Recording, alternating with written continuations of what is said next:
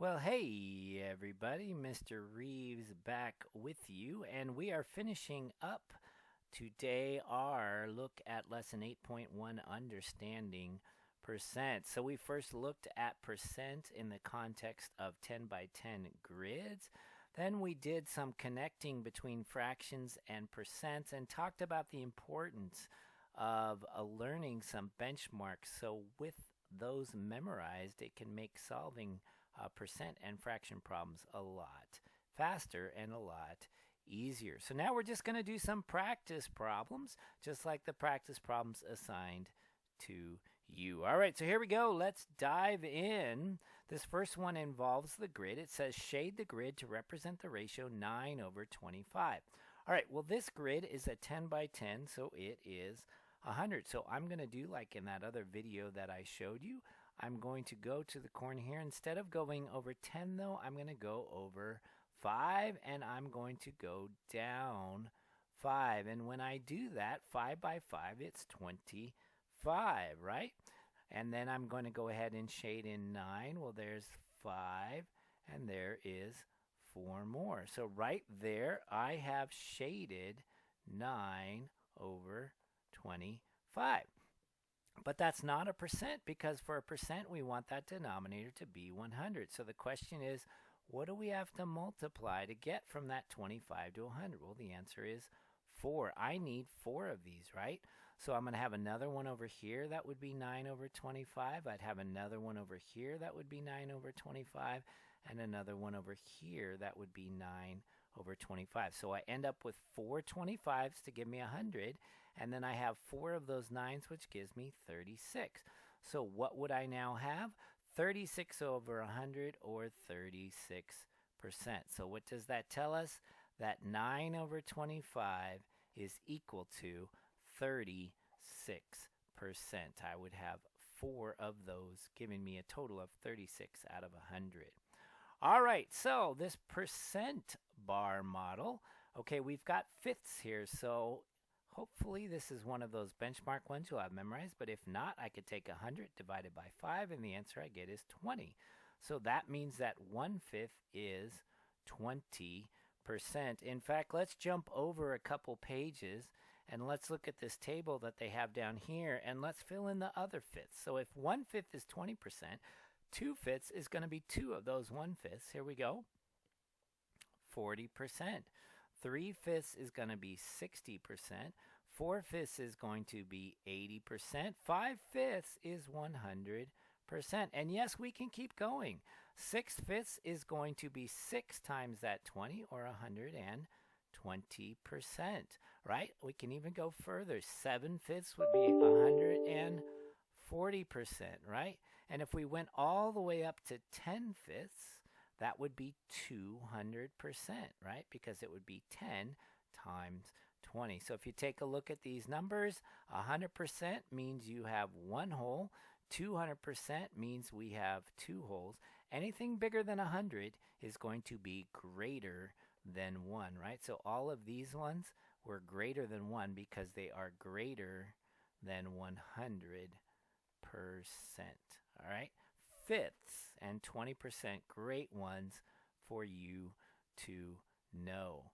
All right, what about the benchmarks? If we go to these ones that we're supposed to know, all right, 6/10 is 1/10 times 6, right? 2/4 is 1/4 times 2. 4/5 is 1/5 times 4. So then the idea is we know what a tenth is. Now again, if you don't remember, you could do 100 divided by 10 and you get 10. So 1/10 is 10%. So this answer is going to be 10% times 6, which is what? 60%. So if you got 6 out of 10 questions right on a lesson quiz, you would get a 60%. All right, well, 1/4 again, hopefully you know it, but if you didn't remember, 100 divided by 4 is what? 25 cents, 4 quarters, right? So this would be 25% times 2, so that would be 50%. So if there were 4 questions on a quiz and you got 2 right, that would be 50%. Of course, we should have known that because 2/4 is 1/2, and 1/2, of course, is 50%. What about 4/5? That's 4/1/5, as we just talked about a few minutes ago. 1/5 is 20%, right? Because if you do 100 divided by 5, you get 20. And there are 4 of those, giving us 80%. So if there were 4 questions on a quiz, if there were 5 questions on the quiz and you got 4 correct, you would have an 80%. All right, so those were exact percentages. A lot of times we're interested in estimating. If 41% of the students at an art college want to be graphic designers, about what fraction is that? Well, 41% is very close to 40%, right? And 40% is equal to 20% times 2, right? And 20% we know is 1/5. So 1/5 times 2 would be 2/5. So about 2/5 of the students want to be graphic designers. 2 out of every 5 students want to be graphic designers at that school. All right, so let's take a look at some other ones we have here. All right, we've got some grids again. I'm not going to do the coloring on this one, but the idea is, if I did, how many 50s are there in 100? There are 2. I would be making 2 boxes, right? And each of those boxes I would be shading in 23, and 23 times 2 would be 46, right? So 23 over 50 is equal to 46%, right? So just about half of this would be colored in. 11/20. How many 20s are there in 100? Well, that is 5. Okay, if you watched my video, that was the one that was just the top 2 rows. Do you remember that? So then I would have 5 of those as well. And 11 times 5 is going to give me 55. So 11/20 is 55%. So just over half. This one was just under half. This one is just over a half. All righty. What about number 11 here? Actually, before we do number 11, let's go down to 12 and 13. All right, circle the greater quantity. So these, again, getting back to that idea of a benchmark, I should know that 1/3 is 33 and 1/3%. That's one of those benchmark ones I should know. So which one is greater? Well, 50% is greater. If I didn't know that 1/3 was 33 and 1/3%, I should know that 50% is a half, right? And a half is more than a third. All right, 30% versus 1/4. Well, again, that 1/4 is something we should have memorized. We know that it's 25%, right? And which one's bigger, 30% or 25%? 30% is bigger. So again, that idea of knowing these benchmarks, I know 50% is a half. I know a fourth is 25%. I know a third is 33%. That's going to help you really understand. So if two stores are offering, if one store is offering 25% off and another store is offering a third off, you know to go to the store that's offering a third off, right? Or if another store is offering 50% off, that's the one to go to because that's half off. All right. What about a situation like this? They want us to compare 9/10 and they want us to compare 4/5, and ultimately they want us also to look at 17/20. Okay, so again, 9/10 is going to be 9 times 10% because a tenth is 10%, so that's 90%. 4/5 is going to be 4 times 20%. Again, 1/5 we should know is 20%. I'll just write it down over here just for a reference. 1/10 is 10%. The more you do these, the better you'll get at them. 1/5 is 20%. So this one is going to be 80%. Now, probably not one that you have memorized is 20ths, but guess what? If 1/5 is 20%, 1/20th, take a wild guess, that's right.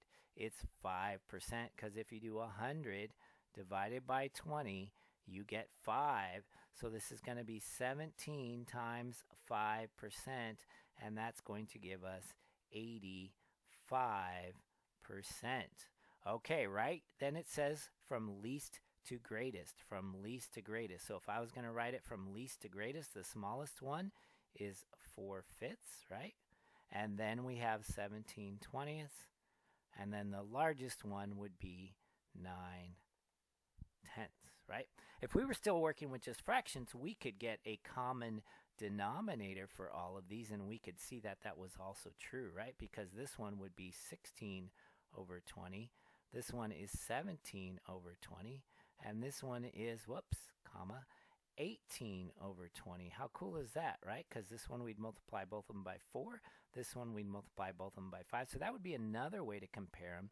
Either you can change them to percent, which actually gets a common denominator of 100, or in this case, we could just get that common denominator of 20. Both ways work. How cool is that? That's why math is so cool.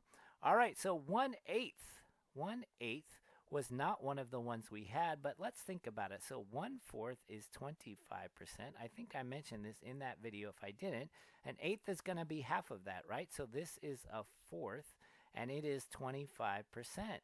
So an eighth is halfway in between. Well, halfway between 0 and 25 is 12.5%, right? So we'd have 1/8. 1/4 is actually, if we wanted to stick with the eighths, we would say that this is 2/8, right? And then the next one would be 3/8, and then 4/8, and we could go from there. But 4/8 would be a half, right? So that one would be 50%. Then we'd have 5/8, and we'd have 6/8. But 6/8 is 3/4, and that's 75%. Do you see how wonderful this is? There's so much connection in math. We could fill these in. That would be 37.5%. This one we add another, that would be 62.5%. Then we have 87.5%. Wonderful, amazing things going on here. All right, but sadly we are almost done with our wonderful amazingness. I'm going to finish up with this problem right here. All right, critique of the reasoning. Marcus bought a book of tickets to use at the amusement park. He used 50% of the tickets on ride, 1/3 of the tickets on video games, and the rest on the batting cage. He says he used 10% on the batting cage. Do you agree? Well, we have 50%, right? We have 1/3, and then we have 10%, according to Marcus anyway. Well, we know that 50% is 1/2, right? We know that 1/3 is 33 1/3%, and we know that 10% is 1/10. Now, when we add all these together, if he used all of his money, all right, if he used the rest of the tickets, it should add up to 1. All right, or the percent should add up to 100%. So if I go 50% plus 33 1/3% plus 10%. All right, do I get 100%? I don't, right? That's going to be 83, so this is going to be 93 1/3%, which is not 100%. Or if I added the fractions together, 1/2 plus 1/3 plus 1/10 does not equal 1. It doesn't equal 1 at all. All right, we'd want to find a common denominator if we're going to put that together, but we'll just stick with the percents. That's what's nice about the percents. We needed to get 100%. We didn't get 100%. All right, so sorry, Mark. We're going to disagree. All right, it's because it's not a total of 100%. Okay? All right. Well, I sure hope all this time that I've spent has helped you in your understanding of percent. Until next time, have a good day. Bye.